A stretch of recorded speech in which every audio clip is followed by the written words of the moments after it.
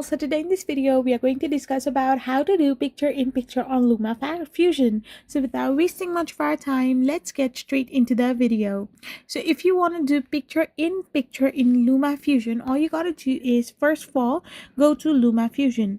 Once you're in your LumaFusion AI, which is a pro editing application, you can simply tap it open and now you need to place your main video on the primary track.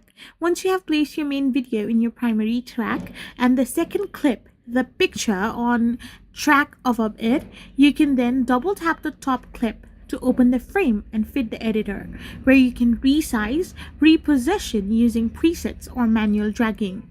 And you can also add keyframes for movements. You can use built-in PIP presets, crop the top clip to a smaller shape, adjust its opacity for fades, and save custom settings for consistent branding. So this is how you can do picture-in-picture on LumaFusion. I hope you found this video helpful, so don't forget to hit that subscribe button and do give us a thumbs up. We will be back again with more informative videos. Thank you for watching and stay tuned for our next video. We will be back again really soon.